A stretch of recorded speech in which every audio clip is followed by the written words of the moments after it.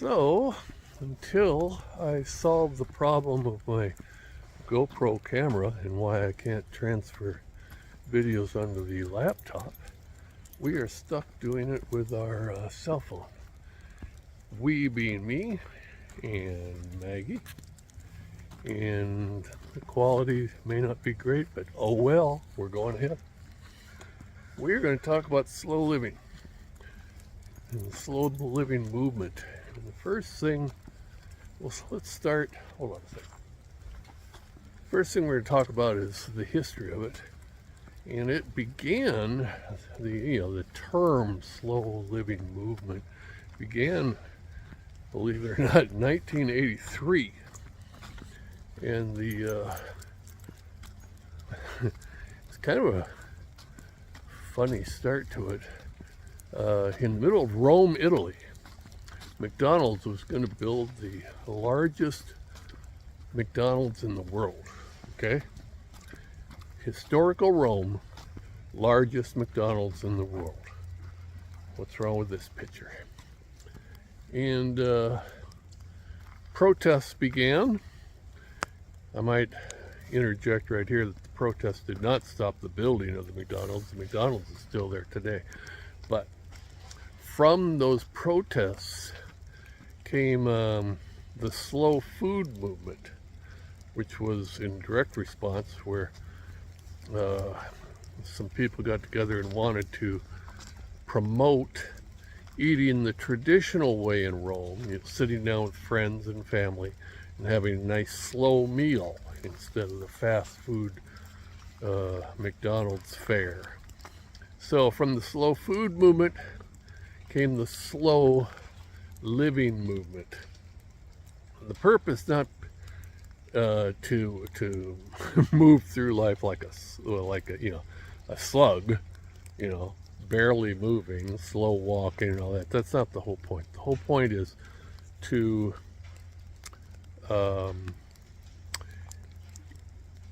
slow down your pace of life. Okay. Modern society, and you know this as well as I do, modern society is all about hurrying through the day. We've got so much to do. Got to do this, got to do that, got to do this, got to do that. And for 12 hours, we're on the go. Get off that hamster wheel and join us. And what gets lost in those 12 hours is the time that we should spend doing things that make us happy, that give us value in life. I'm constantly looking at Maggie while I'm doing this because I don't know if she's going to poop where she's not supposed to. Poop, please poop, poop. When I think of slow living, I think of the slow living movement. I think of the old song "Cats in the Cradle." Who sang that? Was it Harry Chapin? Anyway, "Cats in the Cradle." It's a song about a very busy man who has a son, and he's so busy he can't spend time with his son while the son grows up. And then in the end, the last stanza is, the son is an adult. The father wants to finally spend time with his adult son, and the son's too busy to spend time with his father. What's important in life? Okay? That's the whole point of slow living. What's important in life? What gives your life value? And yeah, that sounds like intentional living. It's because they all overlap. What gives your life value? And are you spending time on those things that give you value? Here's a case in point. Maggie and I right now walking. I've got a cassette toilet that needs to be cleaned. Okay, it's time. I could get down there and give it a 10-minute cleaning, but Maggie and I decided we needed to walk. I'm going to get more value out of walking with my girl than I am cleaning that cassette toilet right now. The cassette toilet will get cleaned, okay? No worries. No worries. Don't worry about it. I'll get it done. But this is more important. I would rather spend a half an hour right now while there's kind of a break in the rain than to clean that toilet right now. Maggie and I need exercise, right, Megs?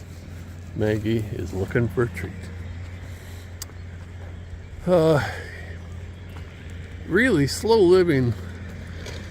Right now, my whole life is like a living example of slow living.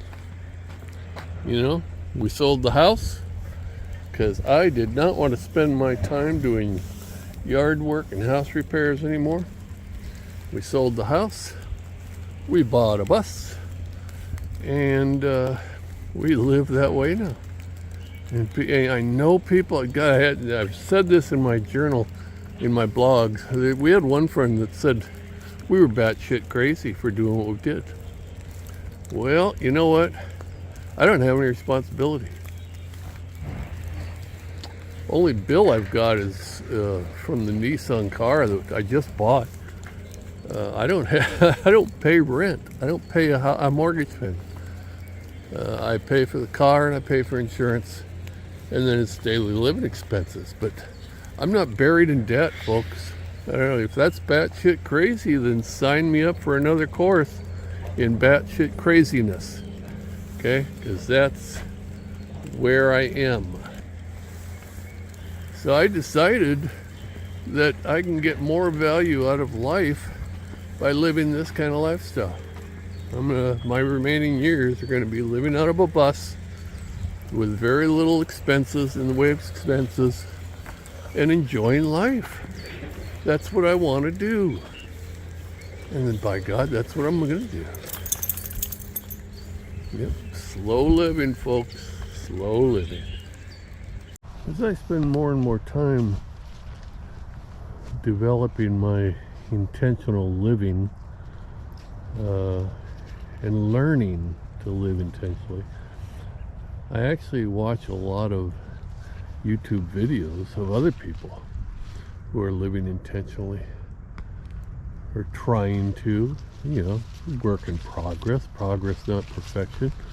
But I've noticed, and I'm not saying this negatively, I've noticed a lot of the videos are by, I don't know, women in their 30s, maybe early 40s, maybe late 20s, and they're always in a setting with there's like candles on the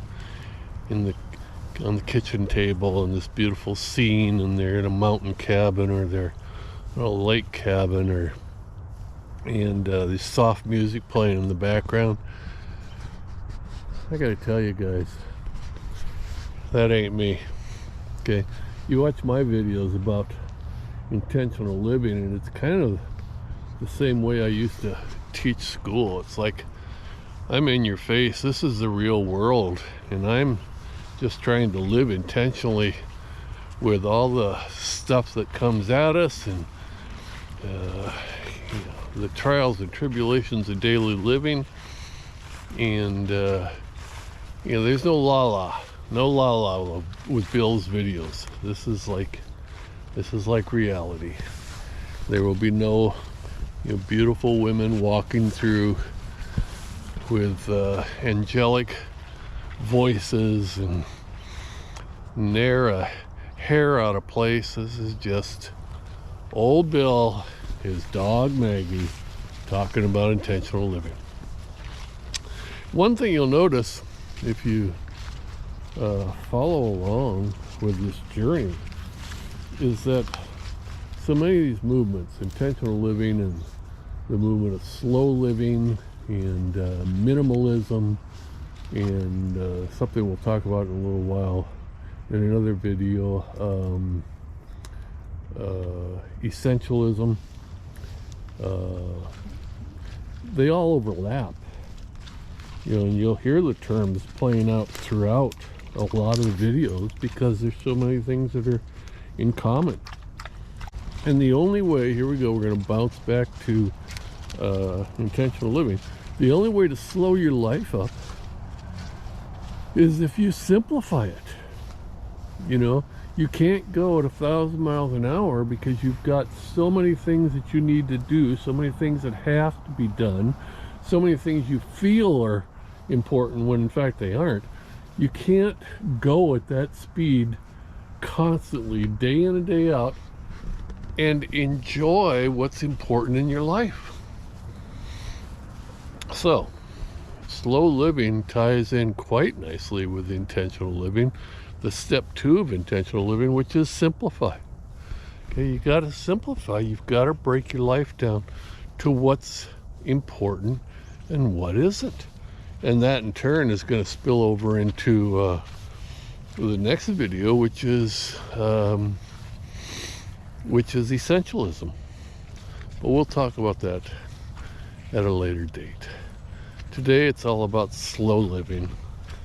How are you going to slow your life down so that you can spend your time on the things that are really important? And guys, I swear, I'm going to get a comment from somebody, and I've heard this in person when I've talked to people. It's like, well, I'd like to, but I've got so many things I can. What do you want me to do? Just quit my job? I can't quit my job. I've got to eat. I've got to feed my family. I've got to do this. I've got to do that. And here's hardcore Bill coming at you. Your life is the way it is because you've chosen to make it that way. No excuses, guys. Let's get real. We are the summation of the choices we make throughout our lifetime.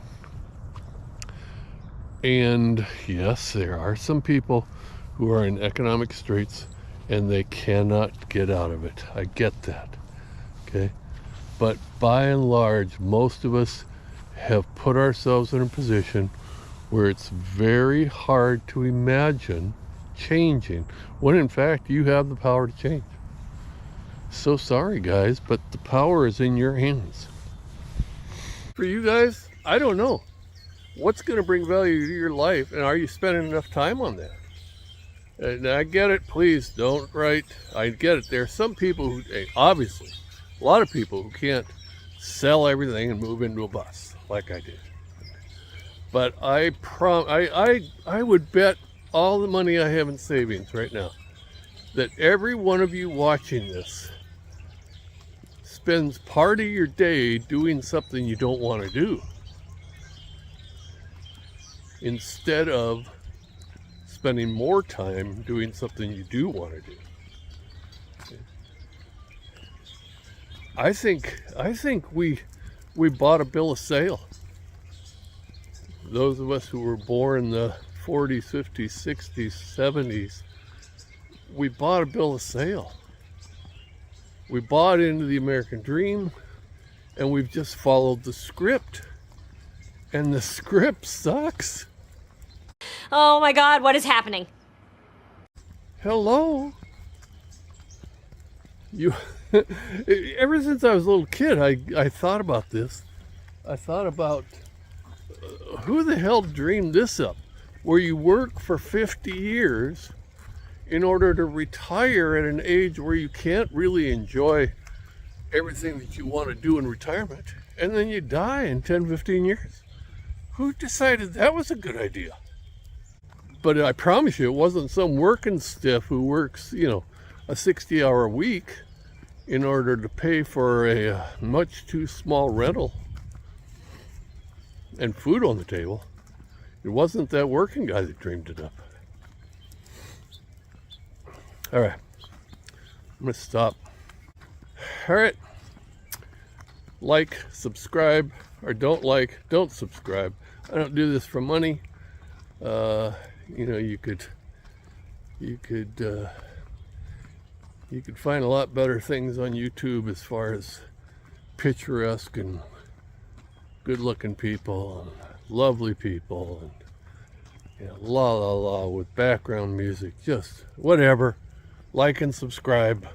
I would love it. What I would really love is comments. I love to get comments and respond to those. So thank you for dropping by. Sorry about the quality of the picture. Can't be done, or can't help. I do have a selfie stick, something I promised myself I would never buy. I just purchased a selfie stick. It's coming on Amazon. So we'll see how that works out. All right, over from Bill, and where's Maggie? There's Maggie right there. Bill and Maggie signing out.